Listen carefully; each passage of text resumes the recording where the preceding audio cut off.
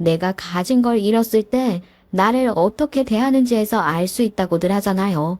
갖고 있던 재산을 잃어버렸다거나 더 이상 높은 지위에 있지 않게 됐다거나 그런 상황일 때 곁에 있던 누군가가 여러분을 배신하고 본 모습을 드러내는 경험 혹시 해보신 일이 있나요? 제가 오늘 들려드리려고 하는 사연은 바로 그런 순간에 대한 이야기입니다. 어딘가 꺼림칙한 느낌의 예비 남편의 본 모습을 알아보려 그물을 던지자 거기에 제대로 낚여든 놈이 곧바로 제 진짜 얼굴을 드러내던 그 소름 끼치던 순간 지금부터 시작해 볼게요. 제가 예비 남편을 만나게 된 건 한 봉사 모임을 통해서였어요. 저희 지역에서 자영업을 하는 사람들끼리의 모임이 있었는데 같이 모여서 봉사를 했었거든요. 그리고 예비 남편은 그 모임에서 대표를 맡고 있는 사람이었죠. 제가 모임에 나가기 시작하면서 같은 모임 사람들이 예비 남편 칭찬을 마르고 닳도록 하는 거예요. 원래는 친목이나 정보교환 위주였던 모임을 봉사하고 사회에 기여하는 모임으로 탈바꿈시킨 사람도 예비 남편이었다고 하더라고요. 우리 강 대표님 오면서 우리 모임이 아주 건전하고 좋은 쪽으로 발전을 많이 했죠. 원래는 우리가 그냥 같이 모여서 어떻게 하면 돈 좀 더 벌어볼까, 어떻게 하면 투자 좀 잘해볼까 그런 얘기만 하던 모임이었는데 맞아요. 우리 강 대표님이 합류하면서 봉사도 하고 지역 발전에 힘쓰는 일들도 하게 되고 한마디로 선한 영향력을 끼치기 시작한 거잖아요. 젊은 사람들이 참 머리도 좋고 성실도 하다니까. 그러고 보면 참 대단해요. 사실 우리 중에 나이도 제일 어린 편이잖아. 사실 나한텐 우리 조카뻘 정도 됐는데 내가 딸만 있었어도 학사에 삼고 싶을 정도라니까. 같은 모임 사람들에게도 평판이 아주 좋고 건실하고 바른 사람으로 입소문이 나 있던 예비 남편은 봉사 모임에서도 아주 적극적이고 열심이더라고요. 그런 예비 남편 모습에 저도 조금씩 마음이 갔고 예비 남편 역시 또래의 젊은 사업자가 많지 않던 모임에 제가 와줘 너무 반갑다며 관심을 표하더라고요. 아이 미술학원 보니까 상당히 크던데 대단해요. 그랬잖아도 우리 애도 미술 좀 가르쳐 볼까 싶은데 얼마씩 해요? 아, 실은 저희가 성인들 상대로 운영을 하고 있어요. 예전엔 입시반도 운영했었는데 제가 너무 힘들더라고요. 요즘은 성인 취미반 위주로 운영하고 있어요. 그냥 체험용으로 오시는 분들도 계시고요. 와, 그렇구나. 근데 거기 월세는 얼마씩해요? 장난 아니죠? 여기 서 원장님네 부모님이 갖고 계신 건물이래요. 그래서 월세 걱정도 없는 거지. 와, 부럽다. 근데 윤 사장님은 그걸 어떻게 알았어요? 아유, 사실 서 원장님 부모님 건물이 하나 더 있는데 내가 거기서 장사하는 중이잖아. 그래서 알고 있었지. 우와, 금수저셨구나. 부럽네요, 진짜. 아유, 아니에요, 아니에요. 금수저는 무슨. 그냥 저희 부모님 재산이신 거고 저는 제 나름대로 제 일을 하고 있는 것뿐인데요, 뭘. 사람들과 그런 얘기들이 오가다가 예비 남편이 언제 한번 저희 미술학원에 와보고 싶단 얘기를 하더라고요. 본인이 노력해서 미술학원 운영도 하고 대단하신 거죠. 언제 저도 한번 배우러 가도 될까요? 사실 그림이나 예술 쪽이랑은 담을 쌓고 살아서 졸라맨만 겨우 그리는 수준이긴 한데 어머 그럼요. 언제든 오세요. 제가 잘 봐드릴게요. 그냥 예의상 한 말인 줄 알았는데 예비 남편은 실제로 얼마 뒤 저희 학원에 그림을 배우러 왔고 같이 밥을 먹게 됐죠. 그러면서 대놓고 제가 마음에 들었다고 얘기를 하더라고요. 저도 모임에서 예비 남편에 대한 인상이 좋았기도 했고 사람들이 다들 1등 신랑감이라며 추켜쓰는 말들을 많이 했던 터라 굳이 거절할 이유가 없었던 것 같아요. 연애를 시작한 지 2년 정도 시간이 지나서는 양가에서 결혼 얘기까지 나오게 됐어요. 그렇게 아직 상견례까지는 하지 않았지만 넉넉히 시간을 두고 결혼 준비를 시작하고 있던 어느 날이었습니다. 그날은 같이 웨딩홀을 알아보려고 한 날이었는데 갑자기 예비 남편에게서 연락이 온 거예요. 어이 자기야 어쩌지? 내가 회사에 너무 급한 일이 생겨서 오늘 식장 보러 가기가 어려울 것 같은데 그냥 혼자 보고 올래? 사실 나는 당신이 좋다는 데면 다 좋거든. 나보단 자기가 더 안목도 있고 잘 볼 거 아니야. 무슨 일인데 그래? 그래도 우리가 같이 하는 결혼식인데 같이 가서 하긴 해야지. 혹시 무슨 큰일은 아니지? 아니야. 그냥 내가 해결할 수 있는 일이긴 한데, 내가 없으면 안 될 것 같아서 그래. 근데 식장 고르는 것도 시간 겨우 뺀 거잖아. 그냥 당신이 혼자 좀 알아봐 주라. 정말 미안해. 너무 급한 일이라 그래. 알았지? 그렇게 예비 남편이 급히 전화를 끊었는데 어쩐지 좀 걱정이 되는 거예요. 처음엔 이 남자 말대로 혼자 알아볼까 생각도 했는데 둘이 같이 하는 결혼식에서 저 혼자 이것저것 결정을 한다는 게 좀 말이 안 되는 것 같아서 플래너분께 다른 일정을 다시 잡아달라고 연락을 드렸죠. 그리고 걱정이 돼서 예비 남편이 하는 회사로 말없이 찾아가 봤어요.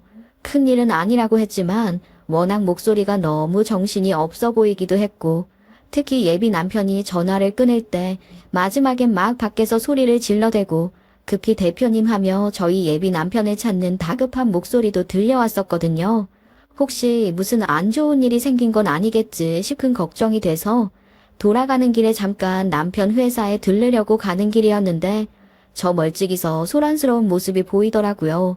무슨 일인가 싶어 다가갔더니 남편 회사 앞에서 싸움이 난 것 같더라고요.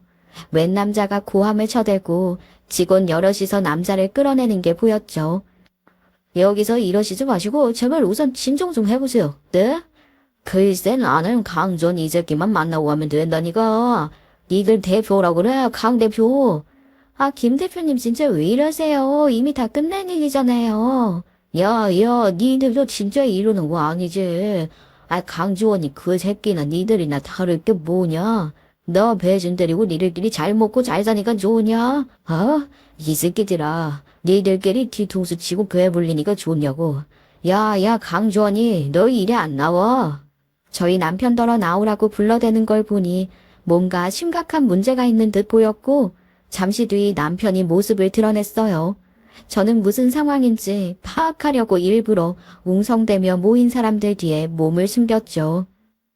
그래. 나왔다 어쩔래. 이 새끼가 한 번 팽당했으면 되지 여기고 후지라고 찾아오길. 야, 너 어찌 양심도 없냐. 내 앞에서 뭐가 그렇게 당당해 이 배신자 새끼야. 꼭 이렇게 가진 것도 없는 놈들이 양심 오늘 해요. 그러는 넌 그렇게 착하게 이것저것 다 잘 지키고 살아서 지금 너한테 남은 게 뭔데? 지금 네 꼴을 좀 봐라. 무슨 거지 새끼도 아니고 말이야. 야, 의제 너 여기 대표 아니거든. 엄연한 내 단독 명의 회사고 너한테 이제 집은 하나도 없다고. 괜히 용 쓰지 말고 그냥 얌전히 돌아가라. 그럼 더 이상 건들진 않을 테니까. 건들지는 않겠다. 그럼 뭐 어쩔 건데. 내가 가만히 있을 것 같아. 이대로 얌전히 당하기만 알고 가냐고. 내와 너 반드시 망하게 만든다. 너 혼자 잘 먹고 잘 살기는 절대 못 되지. 도 봐. 그래서 네가 뭘 할 수 있는데 여기서 앞으로 맨날 이러고 1인 시위라도 하시겠다. 할 테면 어디 해봐. 지금 바로 신고해서 끌어내줄 테니까. 무슨 상황인지 정확한 파악은 어려웠지만 예비 남편이 뭔가 안 좋은 일에 휘말렸다는 건 분명해 보였어요. 특히나 그동안 제 앞에서도 모임에서도 늘 반듯하고 건실한 모습만 보여왔던 예비 남편에게서 전혀 못 보던 모습을 본 것도 좀 충격적인 대목이었죠.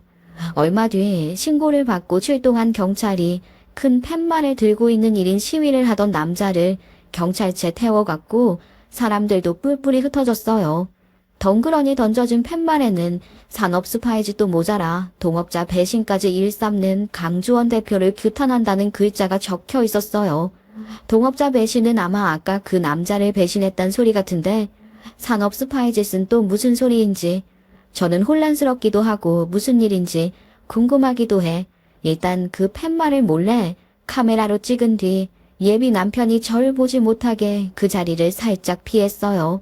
그리고 며칠 뒤 만난 예비 남편을 슬쩍 떠보며 그날 일에 대해 물었죠. 그때 우리 약속 깨진 날 말이야. 혹시 회사에 무슨 일이 있었어? 실은 그날 내가 지나가면서 보니까 당신 회사 앞이 무지 소란스럽더라고. 당신이 그날 거기 왔었어? 아니 갔던 건 아니고 당신이랑 웨딩을 보기로 한 거 취소되고 아무래도 혼자 가기가 그래서 약속 미뤘다고 했잖아. 그러고서 집에 가는 길에 택시 타고 가는데 당신 회사 앞이 소란스러운 게 보이더라고. 그래서 잠깐 내려서 볼까 하다가 그냥 별일 아니겠지 하고 지나갔었거든? 혹시 무슨 일이 있었던 거야? 아하, 그날 아니야. 뭐 딱히 별일은 아니고, 그냥 웬 노숙자 한 명이 소란을 좀 피워서 그냥 신고하고 경찰에 잘 인계하고 마무리됐었어. 자기, 그래서 걱정했구나. 걱정할 거 하나도 없어. 내가 당신 걱정 안 하게 잘할게. 예비 남편은 잠시 당황한 기색을 보이더니 이내 부드럽게 말을 돌렸고, 전 같았으면 그러려니 했겠지만 이미 그날의 소란을 본 뒤라 그런지 어쩐지 이상한 낌새가 느껴지더라고요. 일부러 저한테 말을 안 하려는 게 좀 수상하다 싶었어요. 그날 데이트에선 다시 전처럼 자상하고 다정한 모습만을 보였지만 그날 제가 봤던 예비 남편의 모습이 제 머릿속에선 떠나질 않았죠. 그러고 집으로 돌아와 생각해보니 사실 제가 이 사람에 대해 아는 게 별로 많지 않다는 생각이 드는 거예요. 결혼이라는 어마어마한 일생일 때 큰 결정을 앞두고 있는데 이 사람에 대해 내가 아는 게 그렇게 많지 않다는 게 생각할수록 뭔가 좀 말이 안 된다 싶더라고요. 그래서 일부러 예비 남편에게 결혼 앞두고 당신이랑 더 가까워지고 싶다고 어머님이랑도 친해지고 싶다며 초대를 해달라고 은근슬쩍 얘기를 했죠. 예비 남편은 결혼 앞두고 벌써 시어머니 잘 챙기려는 거냐며 제게 고마워했고 전 예비 시가의 초대를 받게 됐어요. 예비 시모가 아직은 심각한 수준은 아니긴 하지만 경미하게 치매 증세가 있는 분이라는 건 알고 있던 사실이었어요. 그래서 살짝 긴장을 했었는데 다행히 제가 찾아뵌 날은 아주 멀쩡하게 저를 맞아주시더라고요. 같이 정답게 얘기도 나누고 과일을 나눠 먹고 있는 와중이었어요. 어떡하지? 나 지금 투저성 문제로 급히 미치게 생겼는데 나랑 지금 같이 나갈래? 아님 여기 잠깐 엄마랑 더 있으면 내가 한두 시간 안으로 다시 얻으려고. 응, 그럼 다녀와. 난 어머님이랑 같이 얘기 나누고 지금 돼 있지. 뭐 일 보고 와. 그래, 알았어. 그럼 금방 마치고 올게. 잠시만 있어. 그렇게 예비 남편은 갑자기 회사에서 전화를 받고 먼저 나가게 됐고 전 예비 시모와 예비 남편의 앨범을 꺼내와서 보며 이야기를 나누고 있었죠. 그런데 갑자기 예비 시모에게서 좀 이상한 낌새가 보이더라고요. 근데 언니는 누구예요? 참 예쁘게 생겼다. 어머님? 저 지원 씨 여자친구잖아요. 어머님 며느리 될 사람이요. 지원이? 언니, 지원이를 알아? 이게 말로만 듣던 치매 증상이구나 싶더라고요. 드라마 같은 데서나 봤지? 실제로 치매 환자를 대해본 일이 없어서 좀 당황스러웠죠. 어떻게 해야 하나 당황스럽기도 하고 예비 남편에게 전화해 물어봐야 하나 싶었는데 그때 예비 시모 입에서 예상치 못한 얘기가 흘러나오는 거예요. 지원이 거기에 얼마나 약삭 빠르고 못됐는지 알아? 이건 비밀인데 언니야, 지원이가 여자친구 10명도 넘게 버렸다? 언니 몰랐지? 지원 씨가 여자친구를 그렇게 많이 만났어요? 그게 무슨 말이에요? 어머님 좀 더 자세하게 말해줄 수 있어요? 어머니, 저 아이를 가졌어요. 하고 그렇게 울었는데, 내가 불성 다 했는데, 근데도 그냥 버렸어. 더 많은 여자친구가 좋다고 했어. 더 많은 여자친구 만나야 호강한다고 나한테 그렇게 말했다고. 지원 씨가 그런 적이 또 있어요? 10명도 넘는다면서요. 돈 없으면 버린다. 돈 있어도 지원이한테 안 주면 버린다. 멍청한 애만 사귄다. 지원이 맨날 그렇게 말했어. 맨날 그게 수칙이라 그랬지.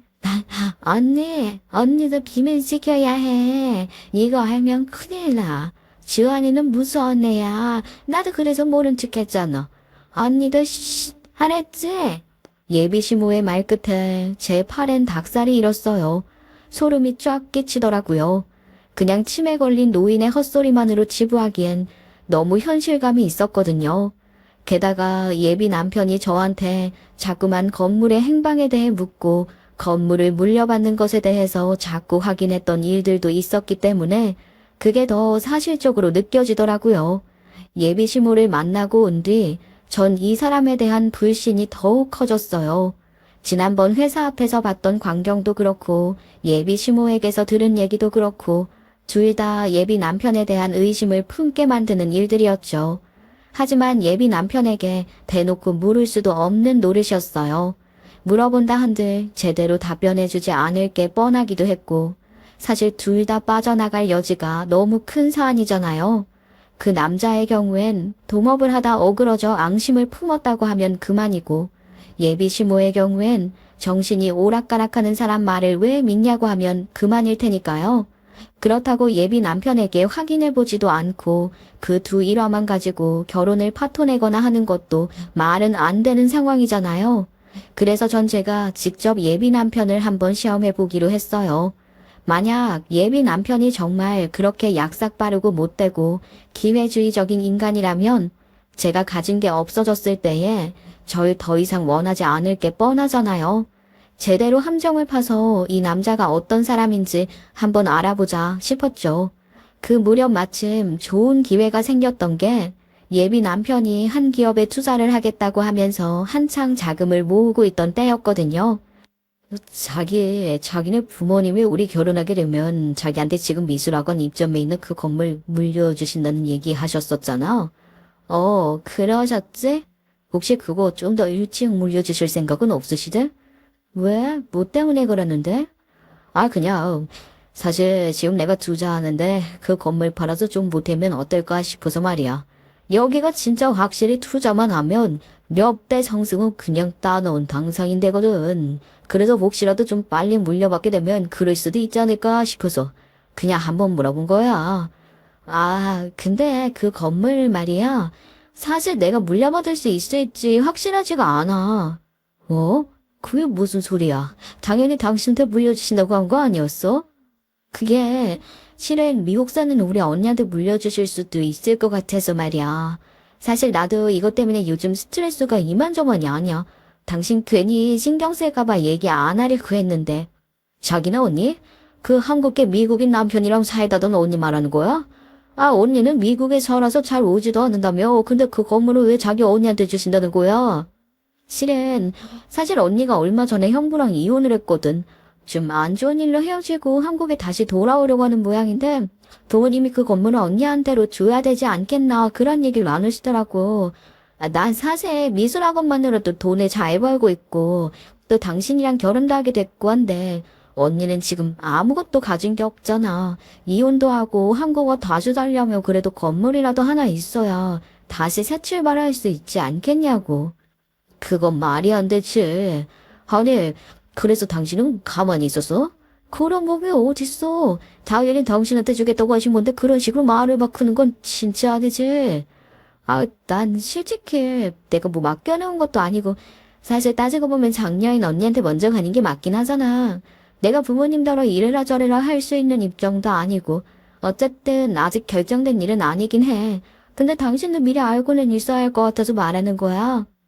말도 안 돼, 진짜. 자기야, 그거 절대 뺏기면 안 돼.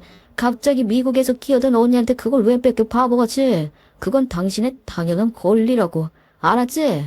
예비 남편은 잔뜩 흥분하며 무조건 건물의 권리를 지켜야 한다고 우기더라고요. 전속으로 됐다. 밑밥은 던져졌다 했죠.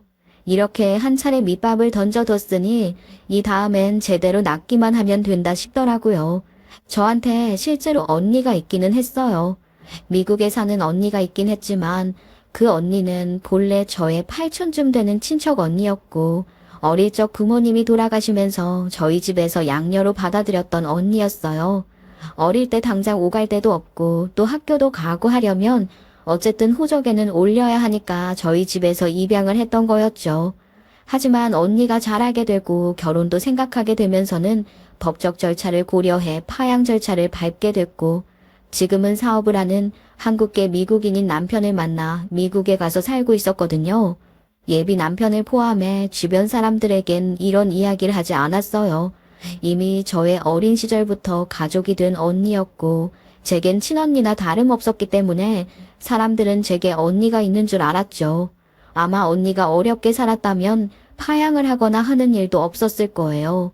하지만 언니는 성공한 사업가를 만나 미국에서 잘 살고 있는 상태였고 그래서 걱정이 없었죠. 물론 이혼 얘기는 전혀 나오지 않았고 아들, 딸 낳아 아주 행복하게 잘 살고 있는 상태였어요. 이혼 운운하는 얘기를 꺼낸 건 전부 다 제 예비 남편을 속이기 위해 제가 일부러 만든 말이었고요. 그 후로 예비 남편은 계속해서 제게 건물의 아니 여부를 물어왔고 전 몇 단계에 걸쳐 연기를 시작했죠. 이혼한 언니가 들어왔다. 형부랑 사이가 안 좋아져 돈을 죄다 털린 모양이더라. 그런 언니가 보기 안쓰러워. 부모님이 건물을 주실 모양인 것 같다. 나도 우겨봤지만 언니랑 부모님 의견이 너무 완고하더라. 아무래도 내가 포기해야 할 것 같다.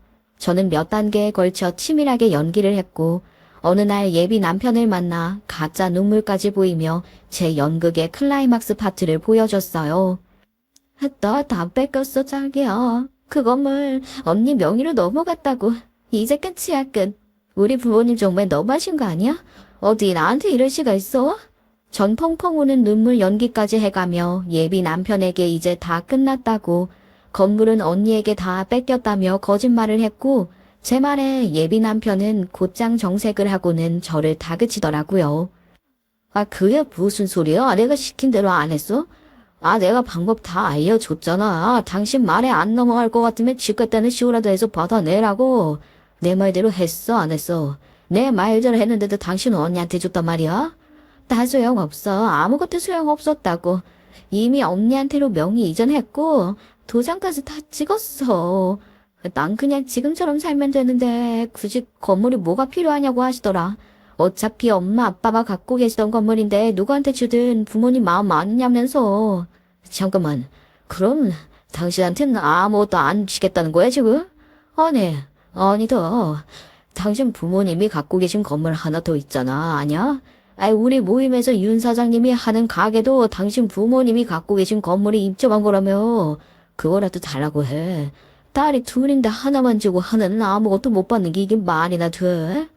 그건 이미 진작에 다른 사람한테로 명의 넘겨줬어. 아, 더 이상 우리 부모님 건물 아니야.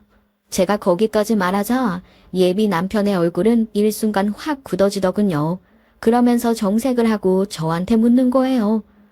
아이, 그럼 이제 당신한테 떨어진 떡고물이 하나도 없단 소리네. 그냥 딸이랑 미술학원 하나 가진 원장일 뿐이란 소리고? 자기야, 그래도 나한테는 자기가 있잖아. 자기가 투자하는 회사 있다며. 그걸로 우리가 더 부자 되자. 그래서 우리 언니보다도 더 부자 돼서 더 잘 살면 되지. 안 그래? 아, 지금 나더러 아무것도 가진 거 없는 너 데려와다가 왕비 만들어 달라 소리 하는 거냐? 어? 저기요. 그게 무슨 소리야? 왜 그래?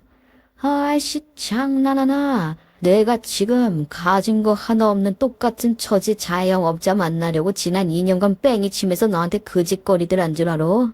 가짜는 소리 하고 있네, 진짜. 야, 네가 그 건물 물려받는다는 소리만 안 했어도 너 같은 걸 왜 만나? 네가 뭐 특별히 봐줄 거나 있냐고. 지 부모 잘 만난 금수저에 곧 건물도 물려받는다니까 그거 하나 믿고 별 같지도 않은 거 만나서 결혼까지 해주려고 했더니 뭐? 그 건물도 네 거 아니라고? 아이씨, 야, 근데 내가 널 더 이상 왜 만나? 이 정신 나갔냐나. 냉수 처마시고 네 분수나 알아. 아이씨, 못 같은 거한테 괜히 2년 내 시간 낭비했네.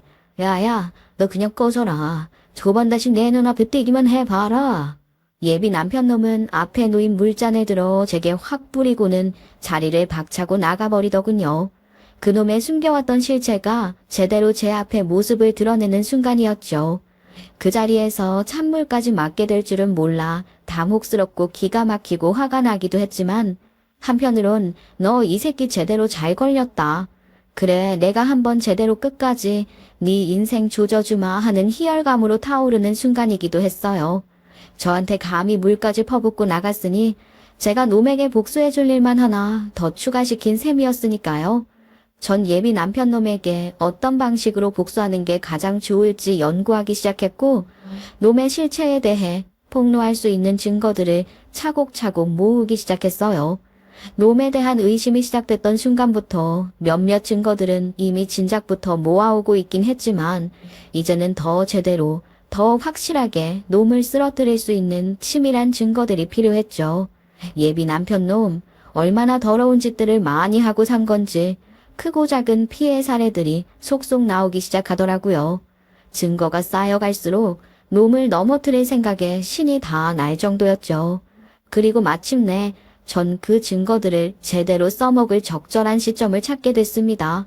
예비 남편은 본인 회사를 제대로 키우기 위해 지난 1년 동안 엄청나게 노력을 해오고 있었고, 사업 확장 아이템을 구상해서 이리저리 발로 뛰어다니며 투자자들을 유치해오고 있었거든요. 투자자들에게 투자 유치를 받기 위해 가장 중요한 건 무엇보다 바로 신뢰 아니겠어요. 해당 사업체와 또 그 사업의 대표를 맡은 사람에 대한 신뢰가 있어야 투자를 결정할 수 있을 테니까요. 하지만 제겐 그것들을 모두 무너뜨릴 만한 증거들이 있었죠. 그리고 그 투자자들에게 영향을 미칠 만한 인맥 또한 있었고요. 제가 모은 증거가 어떤 것들이었는지는 지금부터 얘기해 드릴 테고, 제가 가진 인맥은 다름 아닌 저희 아빠가 오랜 시간 알고 지내온 사업 관련 인맥들이었어요. 저희 아빠는 꽤 오래 기업 투자 관련 일을 해오셨고, 예비 남편 놈이 투자를 받으려고 하던 업체 사람들 중에도 아빠와 오래 알고 지낸 분들이 많이 계셨거든요. 전 그분들께 놈의 실체에 대해 낱낱이 알려드렸죠. 그러니까 그 동업자라는 사람의 아이디어로 사업 구성을 하게 됐는데 동업자를 팽해버렸다는 건가요? 네, 맞습니다. 그 동업자분의 아이디어랑 초기 자본 이용해서 사업 시작했고, 그 사업 통해서 확장을 할 기회가 보이니까 명분을 만들어 내쫓아버리고 아이디어를 강탈해버린 거예요. 여기 이 안에는요, 해당 사업 아이템이 모두 그 전 동업자의 아이디어에서 비롯된 거라는 증거들이 있습니다. 확인해 보시죠. 제가 내민 건 예비 남편 놈의 이전 동업자였던 남자가 법원에 예비 남편을 고소하며 제출한 증거 자료들이었어요. 전 동업자는 제가 놈에 대한 복수를 준비하며 가장 먼저 찾게 된 상대였거든요.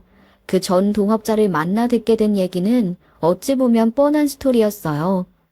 나 참, 그놈 기회주의적이고 약속 바른 놈이라는 건 알았지만 내가 그런 꼼수를 당할 거라고는 생각도 못했습니다. 내 아이디어를 그런 식으로 뺏길 줄은 정말 몰랐다고요. 횡령이니 뭐니 내가 하지도 않은 일들을 뒤집어 씌워서 날 내줬더니 내 아이디어를 가지고 저 혼자 투자받아서 사업을 줄 생각을 하다니, 아씨, 내가 억울해서 진짜 살 수가 없었어요. 그래서 1인 시위도 하고 그러셨던 거군요. 예, 맞아요. 하지만 아무 소용 없었죠. 자다 가서 따져도 보고 멱살도 잡아보고 1인 시위니 뭐니 할 수 있는 건 다 해봤는데, 그놈 그 새끼 꼼짝도 안 하더라고요. 이미 제 아이디어로 사업을 키워서 투자자 모집까지 한 상태였고 제가 할 수 있는 게 아무것도 없어 보였죠. 그럼 포기하신 건가요? 이대로 물러나실 생각이신 거예요? 아니요, 그럴 리가요. 사실 한동안 망연자실한 상태였는데 어느 날 오래된 물건들을 정리하다가 예전에 쓰던 휴대폰이 발견했어요. 액정이 깨져서 팔지도 못하고 버리기도 뭐해서 그냥 갖고만 있었는데 그게 신의 한 수였더라고요. 증거 하나 없이 꼼짝없이 억울하게 당하겠다 생각했는데요. 우연히 이 휴대폰을 찾게 된 거예요. 이 안에 그 당시 적어뒀던 사업 아이템 구상 문서 파일이 날짜까지 그대로 남아있더라고요. 그놈이랑 주고받았던 메시지 기록들도 전부 고스란히 남아있고요. 이게 아니었다면 아마 난 꼼짝없이 당했을 겁니다. 그렇게 그 동업자에게서 증거 목록을 엿보게 됐고, 거기 남아있는 증거들은 예비 남편이 아이디어 도둑질을 했다는 걸 증명하는 데 부족함이 없어 보였어요. 변호사분은 뭐라던가요? 이 증거면 충분히 승소도 가능해 보이는데요. 예, 아마 가능할 거라고 하더라고요. 물론 그놈도 변호사 써서 항소하겠지만 저는 무조건 막을 겁니다. 소송비가 얼마가 되든 끝까지 맞서 쌓일 거라고요. 그놈이 그렇게 순순히 성정하게 줄 수는 없죠. 전 동업자는 놈을 고소하기로 했고 저는 놈의 밥줄을 끊어놓기로 다짐했어요. 그 동업자가 소송을 통해 법률적으로 놈을 무너뜨린다면 저는 경제적으로 발을 걸어 놈을 넘어뜨리겠다는 작전이었죠. 일종의 원투펀치라고나 할까요? 동업자분은 이미 소송에 들어갔고 한 차례 재판도 있었습니다. 이미 속속 증거들이 나온 상태고요. 승소가당해 보인다고 하더라고요. 이야, 그런데도 감쪽같이 그 사실을 숨기고 우리한테 투자를 받으려고 했다는 거야. 나 참, 이 증거들만 봐도 영 몹쓸 인간이네, 이거. 그러게 말이에요. 야, 이거 우리가 함부로 투자했다가 우리까지 온팡 뒤집어쓰게 될 뻔했는데요. 괜히 나중에 법적 분쟁 휘말리고 했어봐요. 표절이다 뭐다 법적 시비 붙으면 투자한 우리만 개쪽박 차는 거지. 아, 요즘이 어떤 세상인데. 아무리 아이디어가 좋아도 회사에 문제 있는 거 알면 부인매다 뭐다 해서 소비자들이 바로 행동으로 보여주는 세상이잖아요. 아이고, 투자 잘못했다가는 우리까지 피해보게 생겼네. 그 전에 알게 돼서 천만다행이네요. 그러니까요. 이전에 알게 된 게 우리한텐 신의 한수네요. 고맙습니다. 이거 하마터면 큰일 날 뻔했네, 그래. 물려, 저희 아버지께서 오래 알아오신 분들이라고 하셨는데 피해 입으시는 상황을 두고 볼 수는 없죠. 그렇게 아빠의 인맥이었던 투자자 두 분을 통해 입소문은 빠르게 번져갔고 소문이란 건 발이 빠르잖아요. 다른 투자자들 사이에서도 전 예비 남편놈의 행실은 소문이 퍼졌죠. 당연히 투자는 모두 물 건너간 뒤였고요. 일이 다 엎어지고 나자 소문의 근원을 찾던 예비 남편놈은 어떻게 알아챘는지 저한테 연락이 와서는 욕지거리를 퍼부어대더라고요. 야, 너였어? 아, 네가 그랬다며? 다짜고짜 연락해서 무슨 헛소리야? 나더러 꺼지라 마라 할 땐 언제고 왜 전화질인 건데? 너 대체 나한테 왜 그랬냐? 나한테 무슨 억하심정이 있어서 그딴 짓을 꾸몄냐고? 아, 너 설마 내가 너랑 결혼 안 해줬다고 이러는 거야? 나한테 파혼당하게 그렇게 억울하셨어? 그러게, 나랑 결혼이 하고 싶었으면 그 건물이라도 제대로 챙겨왔어야 될 거 아니야? 금수저로 태어난 게 네 유일한 능력이잖아, 능력. 그럼 그 능력이라도 10분 발휘해서 그 건물이라도 챙겨왔어야 내가 이뻐해주지. 아, 지연이한테 뺏기고 가진 거 하나도 없어진 게, 아, 나한테 뭘 해줬다고 뭐 한이라도 품고 이러는 거냐? 내 유일한 능력, 가진 거 하나 없어? 어머, 아, 그건 너 아니야? 왜 자기소개를 하고 그래? 난 내 힘으로 전공에 애들 가르칠 만큼 능력도 있고 충분히 가진 것도 많아. 아주 차고 넘치지. 못 하나 가진 거 없는 건 너잖아, 이 새끼야. 양심 하나 없이 남의 거 훔쳐다 지 팔자 고치려고 하는 도둑놈 새끼가 내가 너를 어떻게 두고 보니? 그리고 난 너처럼 양심 없이 거짓말하고 살지는 않거든. 뭐라고? 아, 너 정말 다 했어? 아, 맞다. 참, 거짓말 하나는 했다. 사실 나 언니 없어. 나 외동딸이야. 그러니까 우리 부모님 건물을 나한테서 뺏어갈 만한 사람은 아무도 없단 소리지. 곧 그 건물은 지금 내 차지란 소리고 내가 너한테 한 거짓말은 딱 그거 하나인데 넌 아주 어마어마한 거짓말들을 많이 다 하고 다녔더라. 기다려봐. 내가 차차 하나씩 다 까발려 줄 테니까. 지금 그걸로 끝이라고 생각하면 오산이야. 그게 무슨 소리야? 왜 동떨이라니? 당신 언니 있다며? 그 언니한테 건물 뺏겼다며? 그게 다 거짓말이란 소리야? 그럼 거짓말을 왜 한 건데 대체? 말해봐. 말해보라고. 그게 진짜야? 여보세요? 아, 여보세요? 전 예비 남편 놈은 혼란과 의문이 가득한 채 제게 소리를 질러댔고 전 전화를 또 끊고 바로 차단을 갈겨버렸죠. 제가 연락도 받지 않자 전 예비 남편 놈 얼마나 답답했는지 저희 집 앞까지 찾아와서는 배를 눌러대더라고요. 지민씨, 아까 한 말 무슨 소리야? 우리 다시 좀 해보자. 당신 나한테 거짓말했다는 게 사실이야? 아, 진짜 외동다는 게 많은 거냐고? 그런 거짓말을 왜 한 거야? 당신이 나한테 왜 그런 거짓말을 했던 건지 모르겠지만 우리 다시 얘기 좀 해보자. 어? 아, 당신 나 테스트 해보려고 그런 거야? 대체 왜 그런 거야? 아, 제발 문 좀 열어봐. 일단 나 보고 나랑 얘기 좀 해. 당신이 왜 그런 말을 했었는지 더 까발려준단 건 또 뭔지. 나 지금 무슨 말인지 하나도 모르겠어. 너무 혼란스러워 미치겠다고. 당신 나한테 정말 왜 그런 거야? 어? 제발 문 좀 열어봐. 얘기 좀 하자고.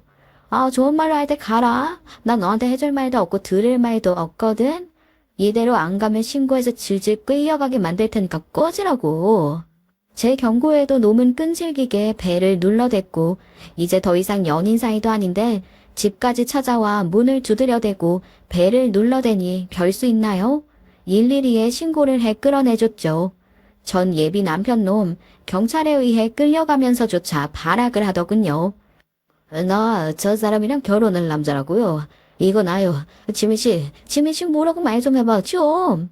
미친놈, 결혼은 누가 결혼이야? 나한테 꺼지라고 물 뿌려대며 파투 낼 땐 언제고?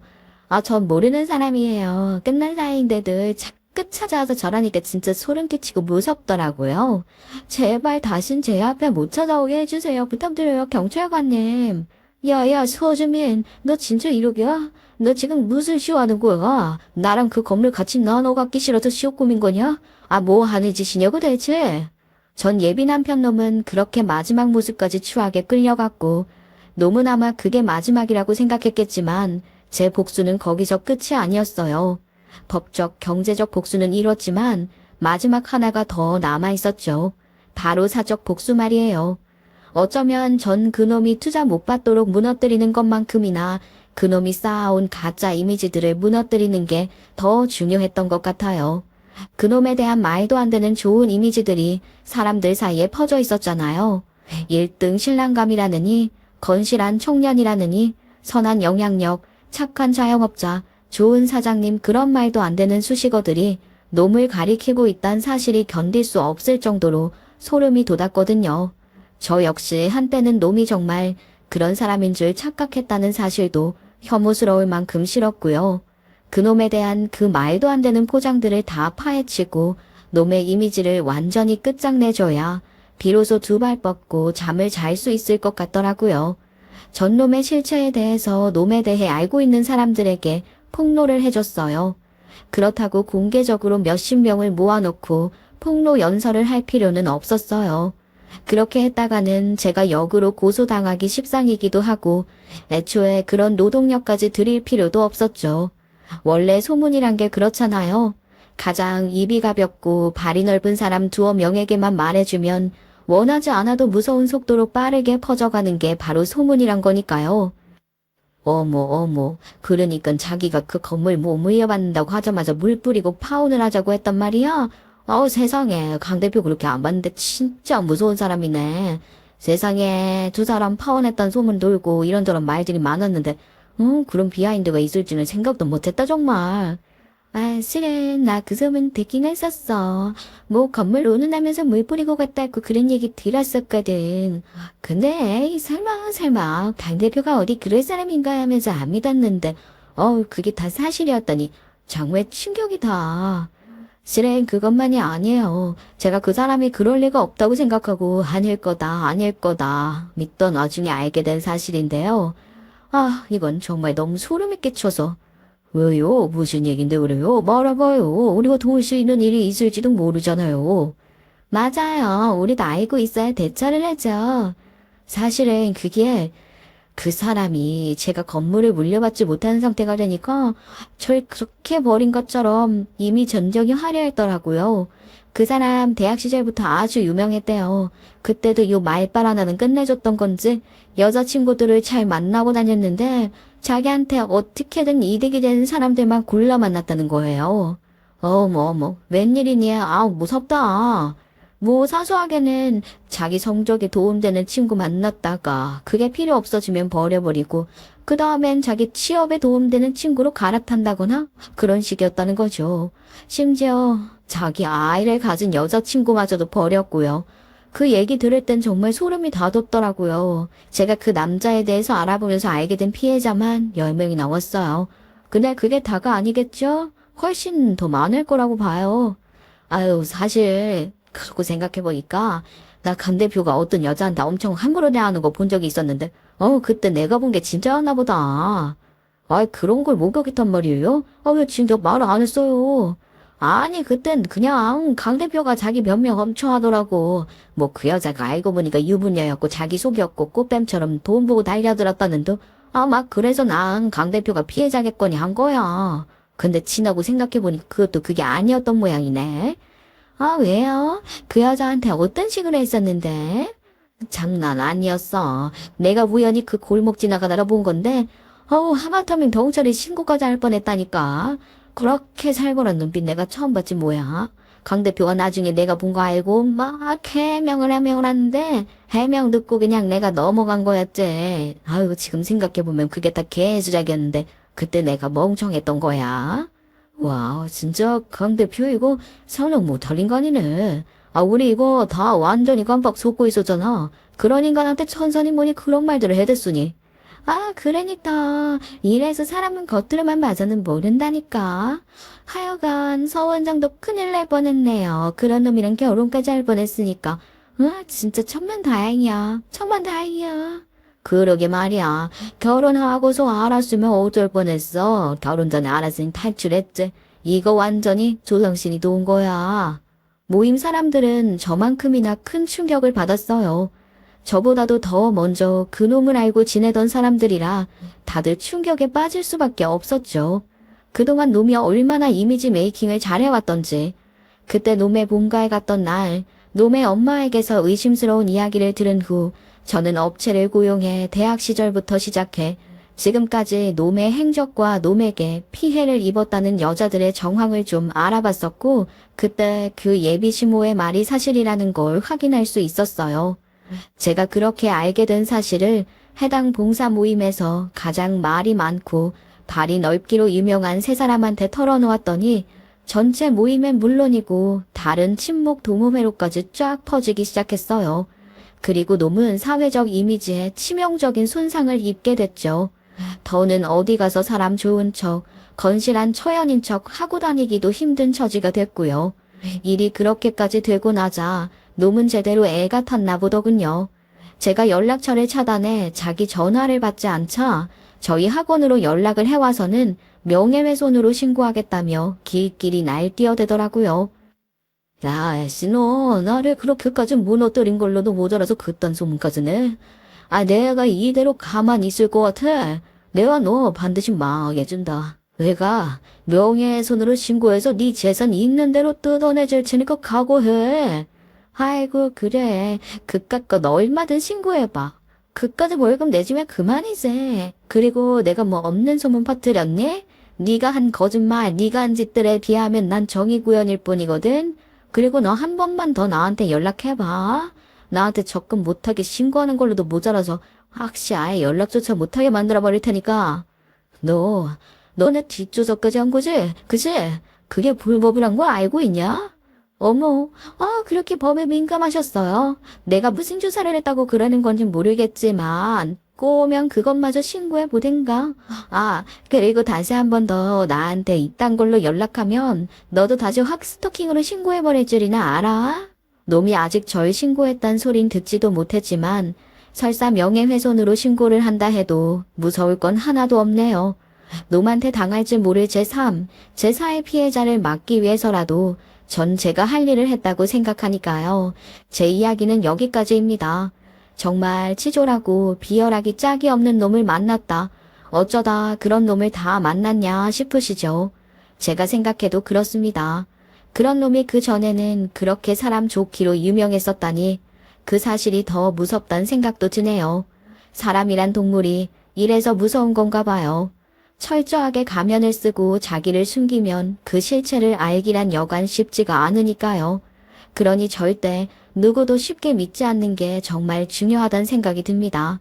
그 남자도 모임에서는 아주 선량한 탈을 쓰고 지내 누구도 그 실체를 알지 못했었잖아요. 저 역시 마찬가지였고요. 그러니 여러분도 결정적 순간에 그 사람이 어떻게 행동하는지, 어떤 모습을 보이는지를 잘 살피고 절대 처음부터 믿음을 모두 주지 마시길 바랍니다. 저는 비록 너무나 뼈아프고 부끄러운 경험들을 통해 뒤늦게야 깨우친 사실이지만 제 사연을 들어주신 분들은 누구도 그런 피해를 입지 않으셨으면 하는 마음에서 이렇게 사연을 보내게 됐으니까요. 저 역시 이제 앞으로는 함부로 그 누구도 쉽게 믿고 혹하지 않을 것 같네요. 그럼 지금까지 들어주셔서 감사드립니다.